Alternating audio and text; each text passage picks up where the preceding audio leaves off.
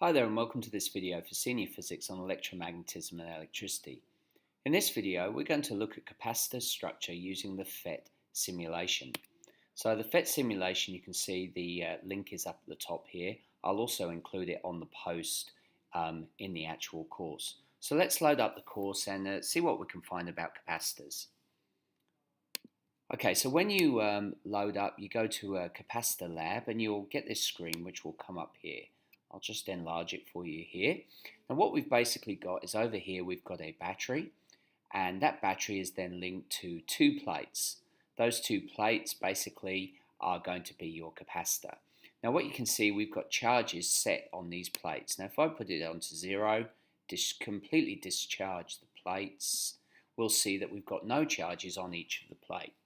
Now basically what we can do with this simulation is play with a number of things. We can actually put charge onto the plate by loading up the battery.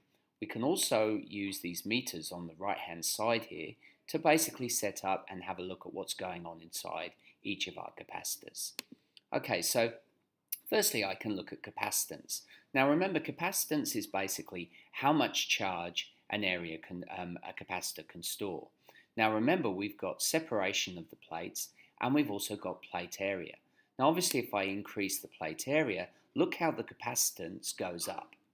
Okay, so I can keep increasing up to about 400 millimeters squared. And you see how the capacitance goes up. Make it smaller, basically I've got less capacitance. I can store less charge. Now remember, one of the analogies I've used is a water barrel. You can have a large water barrel which stores a huge amount of water, or you can have a small water barrel which only stores a small amount of water. Well, capacitance is exactly the same, but in this case we're talking about charge. So basically we can see that by increasing our plate area, we can increase the capacitance, or the amount of charge which is stored. Okay, so what else can we look at? Well, we can also look at our plate charges, and we can look at the charges which are going to be set up. Once we set up our plate, we can look at the amount of energy which is stored between the plates, and we can also add a voltmeter. Now the voltmeter will look at the voltage across each of the plates, or the potential difference across each of the plates.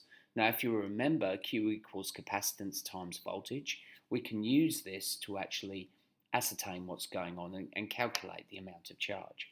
Okay, so let's have a play and let's see what we can do. Well, firstly, what we'll do is we'll go over to the battery and we'll see what happens when I increase the voltage of the battery.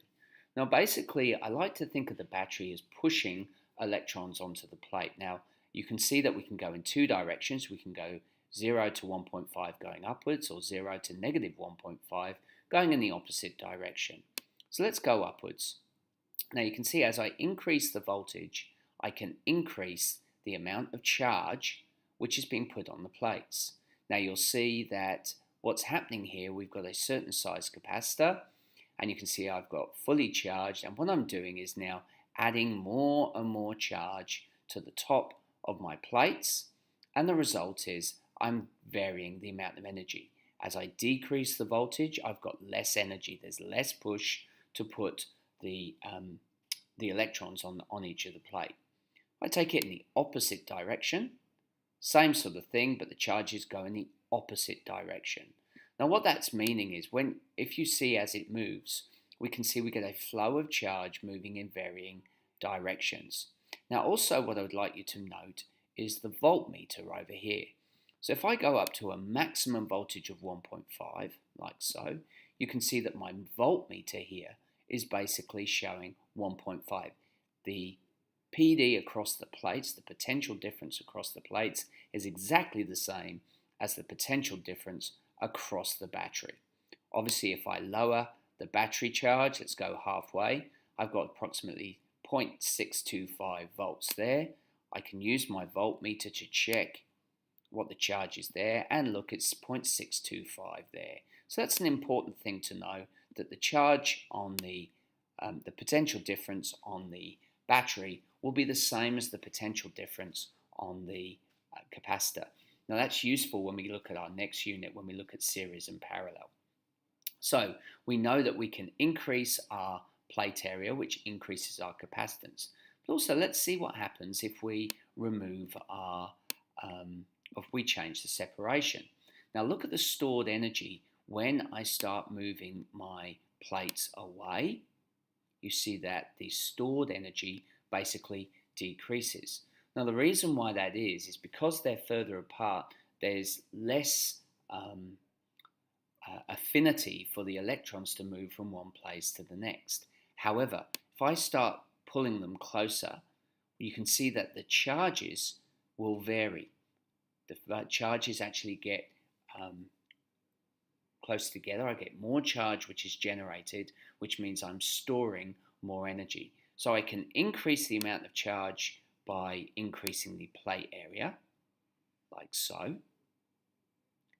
And I can also increase the amount of energy by either by decreasing the plate distance. Remember, that was little d on the little video. So we've got the idea that we can change the area of the capacitor, we can change the distance, and that's inverse. Basically, the closer it is, the bigger the amount of energy and the bigger the capacitance. The other thing that I can add to it is a dielectric. Now, if you go to the top here, this now allows us to add a dielectric to our capacitor. Now, remember, a dielectric is basically an insulator. Now, you notice that at the moment, the only insulator we've got here is air. So as they come closer together, what we're finding is there's more affinity for the electrons to want to move to the positive plate. So the dielectric prevents that, and by putting a dielectric or a synthetic insulator in there, I get a better insulation between the two plates. So let's put one in and see what happens. Here I've got just a custom piece of insulator. Now what I'm going to do is load up my meters again so we can see what's going on. I'm going to put my voltmeter in here as well. Just move it to one side. Now we'll just check our voltage that we've got here. Our voltage is reading 0.7 across the plate, across the battery, sorry, and we'll just check what it is across the plate. And we've got 0.7. So again, we've got exactly the same voltage on the battery as we've got across the capacitor. Just also worth remembering that this is pushing electrons onto this plate, taking them from this plate here. Now, when this push is equaled by the repulsion of this plate here, there's no net movement. That's why when you see me change the dial, you see the arrows which are generated. The arrows generated until the push from this plate equals the push from this plate. All right, so let's put our dielectric in and see what happens. Now this is just a custom made dielectric. As soon as I start putting in the dielectric, watch the stored energy. Watch the plate charge.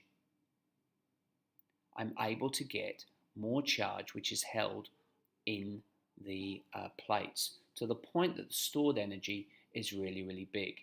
Notice if I go half the distance, I'm going to actually find that I'm going to get generally half the amount of energy which is stored.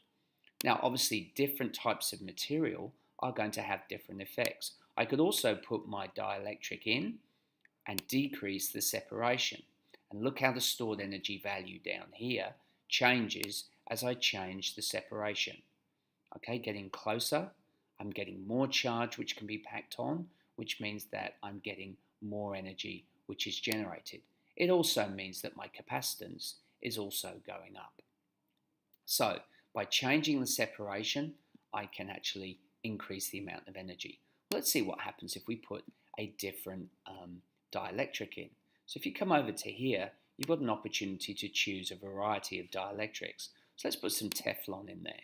So we're going to put Teflon in. Now remember when we put our custom made dielectric, this went right up to the top. But look what happens when I add my Teflon. Teflon's not as good an insulator, which means that as a result, I don't get as much energy which is stored. Let's change that for paper. Okay, now this has a dielectric constant of 3.5. So you can see that we're getting a lot more energy which is stored compared to our Teflon. So remember, Teflon was 0.43 times 10 to the negative 13 joules at this point. Dielectric constant of 2.1. Paper, dielectric constant of 3.5 jumps to 0.71. Let's try glass, which has a dielectric of 4.7, and you can see it goes up even more. So by changing a different type of dielectric, what that's going to do is increase or decrease the amount of energy that can be stored. Notice that the voltage across the terminal is still the same. Okay, so we've got 0.67 volts at each end. So basically what that now means is that we've got the opportunity to play around with various capacitors. You can change the separation, you can change the plate area, we can add a dielectric, and as a result that allows us to set up different scenarios. We can disconnect our battery if we wanted to, and we can see the amount of charge which are being placed on. We can look at the potential difference across our plate. Now you can see this is now fully charged. We can connect back our battery, so there's a variety of things that we can do. Now when we get up onto this bit area on multiple capacitors, I'll show you what happens when we've got series and parallel and how that all works. Okay, well I hope you found that useful. Do go onto the link and have a play, and I look forward to you meeting me again when we'll use this PhET simulation to look at series and parallel capacitors. Thanks for watching.